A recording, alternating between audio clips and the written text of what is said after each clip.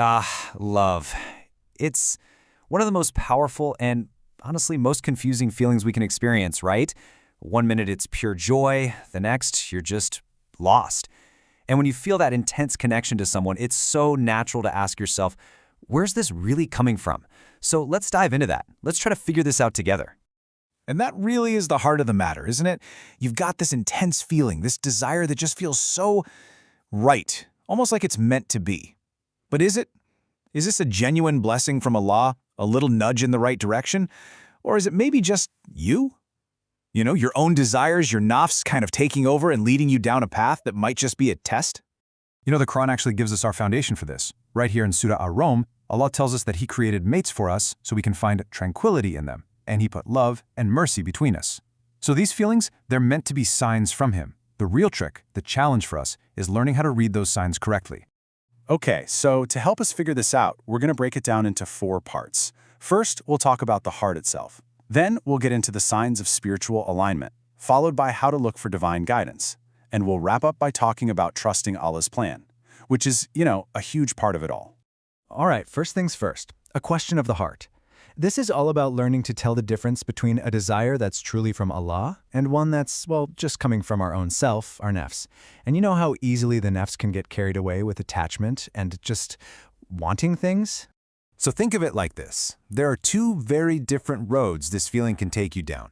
If it's from Allah, the journey is going to feel like peace, clarity, and guidance. But if it's from the nafs, well, that road usually leads to confusion, a lot of struggle, and maybe even regret.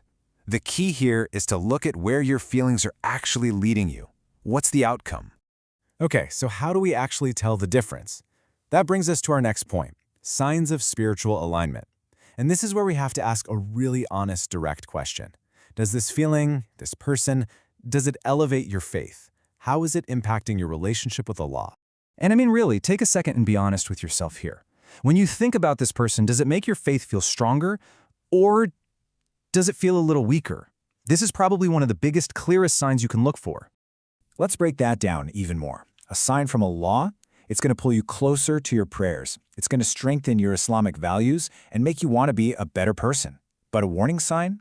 That's when you find yourself getting distracted from your prayers, maybe compromising on things you know are important, or doing things in secret because you feel guilty. That's a huge red flag. This hadith says it all, doesn't it? A person is upon the religion of his close friend. The people we're drawn to, the ones we want to be with, they have a massive impact on our deen. A good connection will lift you up spiritually, but the wrong one, it can really pull you down. So we've looked at the spiritual side of things, but what if you're still not sure? How can we actively go and ask Allah for clarity?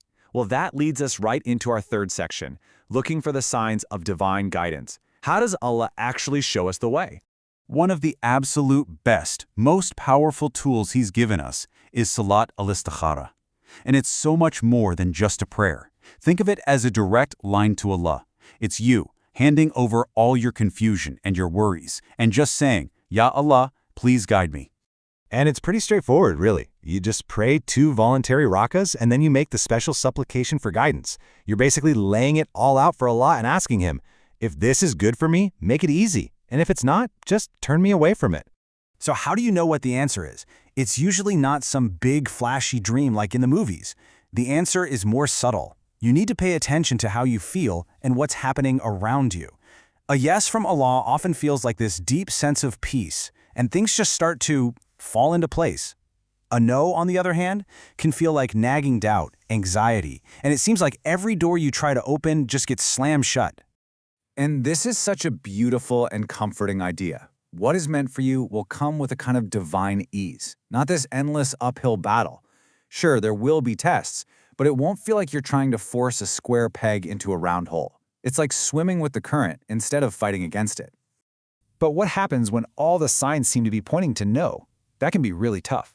And that brings us to our final and maybe most important section, trusting Allah's plan.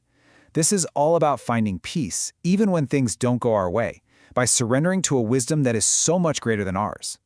And this ayah from Surah Al-Baqarah is really the anchor for this whole idea. Perhaps you hate a thing and it is good for you, and perhaps you love a thing and it is bad for you.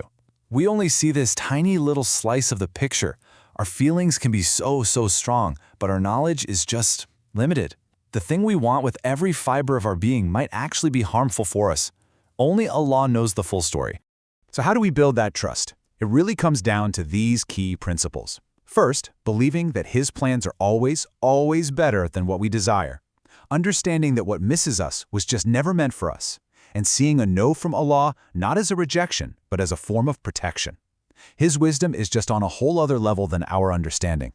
And I really want you to let this next thought bring you a sense of peace. If something is truly written for you, it will never miss you. It will find you.